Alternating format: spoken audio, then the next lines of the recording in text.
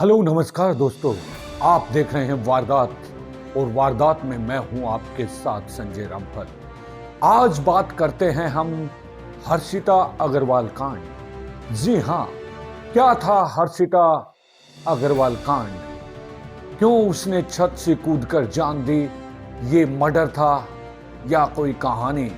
देखिए हमारी पूरी कहानी के साथ जुड़कर कि हर्षिता अग्रवाल कांड क्या था। बने रहिए हमारे साथ। अगर आपने हमारे चैनल को सब्सक्राइब नहीं किया है तो रियल तथ्यों के साथ कहानी देखने के लिए हमारे चैनल को जरूर सब्सक्राइब करें। करते हैं कहानी की तरफ रुख। क्या है हर्षिता अग्रवाल कांड? हर्षिता की मौत पर फूटा कानपुर का गम और गुस्सा। सड़क पर उतरे हजारों लोगों ने कहा इंसाफ दो, हर्षिता को इंसाफ दो और हत्यारों को फांसी दो। तख्ती और बैनर पर लिखे ऐसे स्लोगनों के साथ सैकड़ों लोगों ने शांति मार्च निकाला। इसमें महिलाएं भी बड़ी संख्या में शामिल हुई। मार्च मोती झील कारगिल पार्क से शुरू होकर शिवाजी मूर्ति चौराहा होते हुए वापस कारगिल पार्क पर समाप्त हुआ। इस मार्च में हर्षिता के परिजन, all India democratic women's association की अध्यक्ष सुभाषिनी अली, पनकी मंदिर के महंत आदि भी मौजूद रहे। हर्षिता की एलनगंज कोहना स्थित एल्डोराडा अपार्टमेंट की 7वीं मंजिल पर स्थित फ्लैट से गिरकर मौत हो गई थी। इसमें हर्षिता के पति और सास ससुर जेल भेजे गए।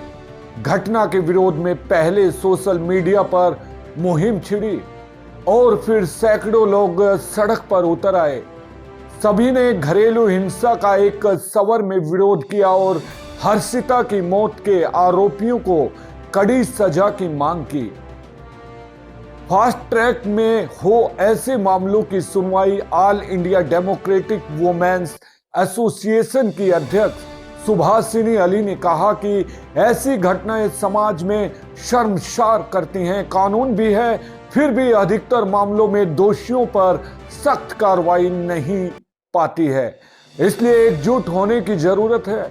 उन्होंने कहा कि इस तरह के मामलों की सुनवाई फास्ट ट्रैक कोर्ट में होनी चाहिए।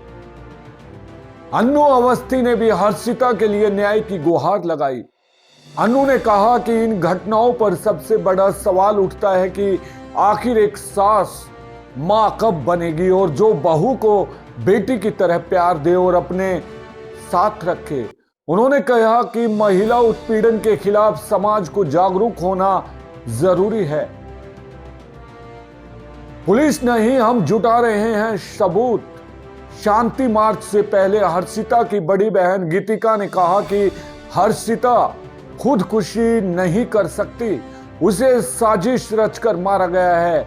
उन्होंने सवाल उठाया कि जो सबूत पुलिस को जुटाने चाहिए उनके परिजन जुटा रहे हैं। पुलिस को परिजनों ने ही 2 दिन पहले अपार्टमेंट के सीसीटीवी फुटेज सौंपे थे। उन्होंने कहा कि दोबारा हो फोरेंसिक जांच, धाराएं बढ़े। हर्षिता के पिता पदम अग्रवाल सहित अन्य परिजन भी उस समय एसपी अनंत देव से मिले। उन्होंने पुलिस की कार्रवाई पर संतुष्टि जताई, साथ ही कहा कि मामले में दोबारा फोरेंसिक जांच कराई जाए। इसमें जो भी साक्ष्य मिले उसके आधार पर मामले में आरोपियों पर धाराएं बढ़ाई जाएं। इस पर एसएसपी ने उन्हें कार्रवाई का आश्वासन दिया। हर्षिता मांगे इंसाफ, झूठ बोल रहे हैं सास ससुर, सीसीटीवी कैमरे में खोला ये सच।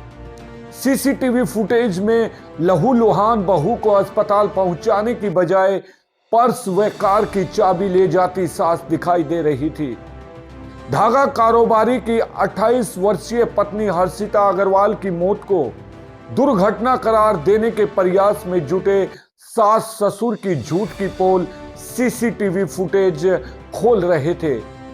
अपार्टमेंट की 7वीं मंजिल से गिरकर हर्षिता की मौत के बाद उसकी सास के रवैये ने हकीकत को उजागर कर दिया। साक्ष्य जुटा रही पुलिस के सामने अब सच्चाई परत दर परत खुलती जा रही थी। सामने आया ये सच। पुलिस ने जब सीसीटीवी फुटेज खंगाले तो सच सामने आया। हर्षिता की सास रानू अग्रवाल ने पुलिस को दिए बयान में कहा था कि बहू खिड़की की सफाई करते वक्त 7वीं मंजिल से गिर गई थी। इस हादसे में उसकी मौत हो गई, लेकिन सीसीटीवी फुटेज बताते हैं कि खिड़की से नीचे गिरी हर्षिता के हाथ में सफाई का कोई कपड़ा नहीं था। उसके हाथ में पर्स था और कार की चाबी भी। घटना के बाद जब सास नौकरानी के साथ नीचे आई तो उसने हर्षिता को अस्पताल पहुंचाने की बजाय सबसे पहले यही चाबी व पर्स उठाई और चुपचाप 7वें माले के अपने फ्लैट में रख आई। 3 मिनट बाद वहां लौटी, तभी तो करीब 12 मिनट तक गैलरी में इधर उधर टहलती रही। बाद में जब बेटा लौटा तो दहाड़े मारकर रोना शुरू किया। एलनगंज स्थित एल्डोराडो अपार्टमेंट में धागा कारोबारी उत्कर्ष अग्रवाल की पत्नी हर्षिता मौत की जांच करने सीओ भी यहां पहुंचे और अपार्टमेंट में लगे कैमरों की सीसीटीवी फुटेज के कुछ हिस्से ही देखकर लौट गए। फुटेज इतनी पुष्टि तो करते हैं कि हर्षिता की मौत कोई हादसा नहीं थी। दहेज हत्या के इल्जाम में जेल पहुंचा पति सास ससुर खुद को बचाने के लिए झूठ दर झूठ बोल रहे थे। सास ने रानू पुलिस से कहा था कि बहू खिड़की से कबूतरों की गंदगी साफ कर रही थी कि नीचे गिर गई, लेकिन अपार्टमेंट में लिफ्ट के पास व मेन गेट के सामने लगे कैमरों के फुटेज में दिखता है कि हर्षिता गिरी तो हाथ में पर्स व कार की चाबी थी। पर्स व कार की चाबी लेकर कोई खिड़की साफ करता है क्या? हर्षिता के 12:30 पर नीचे गिरने के 2 मिनट बाद ही सास व नौकरानी नीचे आई थी। 12:36 पर सास ने हर्षिता के पास पड़ी पर्स व चाबी उठाई और लौट गई। न कोई शोर मचाया, न ही हर्षिता को अस्पताल ले जाने के लिए किसी से मदद मांगी। 3 मिनट बाद पर्स रखकर लौटी तो परिजनों को फोन किया। इन चंद सवालों के जवाब में छिपा है मौत का राज। क्यों गायब किया पर्स? फर्श पर पड़ी बहू को बचाने के लिए अस्पताल ले जाने की बजाय सास ने पर्स को क्यों उठाया? क्या उसमें बहू की जान से ज्यादा कीमती चीज थी जो उसे फ्लैट में रखना ज्यादा जरूरी था? सीसीटीवी फुटेज में यह भी साफ नजर आता है कि सास अपनी बेटी के जरिए यह पर्स उसकी सास के पर्स में रखवा रही है। पुलिस इन तथ्यों की कड़ियां जोड़ेंगी तो उससे कई साक्ष्य जरूर मिलेंगे जो हर्षिता की मौत के गुनहगारों को सजा दिलाने में मदद। हर्षिता मांगे इंसाफ, झूठ बोल रहे हैं सास ससुर। सीसीटीवी कैमरे में खोला ये सच। जी हां, कानपुर की बात है ये। कानपुर से हम आपको जोड़ रहे हैं। इन सवालों के जवाब में छुपा है मौत का राज। क्यों गायब किया पर्स? फर्श पर पड़ी बहू को बचाने के लिए अस्पताल ले जाने की बजाय सास ने पर्स को क्यों उठाया? क्या उसमें बहू की जान से ज्यादा कीमती चीज थी जो उसे फ्लैट में रखना ज्यादा जरूरी था? सीसीटीवी फुटेज में यह भी साफ है कि सास अपनी बेटी के जरिए यह पर्स उसकी सास के पर्स में रखवा रही है।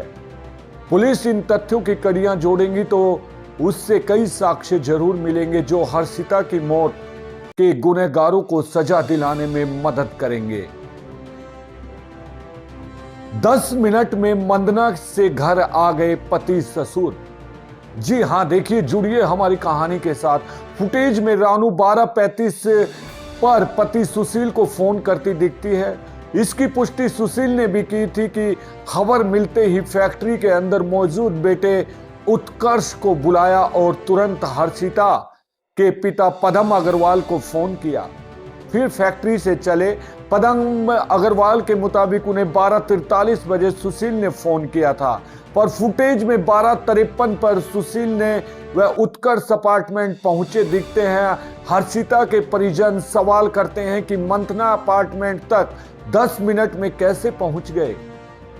नौकरानी व दोस्तों की भूमिका भी संदिग्ध थी। नौकरानी शकुंतला व आरोपितों के करीबी दोस्त भी शक के घेरे में हैं। नौकरानी ने कहा था कि घटना के काफी देर बाद नीचे गई थी, जबकि फुटेज में घटना के तुरंत बाद 12:32 पर सास रानू के साथ लिफ्ट से उतरती दिख रही है। एक शख्स के चुप कराने पर ज्यादा बोल भी नहीं रही। हर्षिता के पिता का आरोप है कि घटना में पूरा परिवार शामिल है, वरना ट्रैफिक के बीच कोई कार से 10 मिनट में मंदना से एलनगंज कैसे आ सकता है। अब पिता ने ननंद और नंदोई को बताया निर्दोष। बहन गीतिका बताती है कि हर्षिता की सास सुबह 9 बजे भी अपार्टमेंट से नीचे टहलती रही थी, जबकि पुलिस के बयानों में कहा गया कि वह दोपहर से पहले नीचे नहीं आई। हर्षिता के पिता ने एफआईआर में कहा है कि दहेज के लिए बेटी को उसके पति उत्कर्ष, सास रानू, ससुर सुशील व ननंद नंदोई ने सुनियोजित तरीके से मार डाला। आरोप है कि 25 लाख रुपए नहीं देने पर ऐसा किया गया। हालांकि दिए बयान में पिता ने ननंद नंदोई को निर्दोष बता दिया था। यह थी पूरी हत्याकांड की गुत्थी। आप भी सतर्क रहिए, अपने परिवार को सुरक्षित रखिए, बने रहिए हमारे साथ। कल फिर मिलते हैं एक वारदात के साथ, एक नई कहानी के साथ। हमारा मकसद ये कहानी आपको शिक्षा देने के लिए है कि आप इन कहानियों से क्या सीखते हैं। बने रहिए हमारे साथ, देखते रहिए वारदात। फिर मिलते हैं एक नई कहानी के साथ। तब तक संजय रामफल को दीजिए इजाजत। नमस्कार।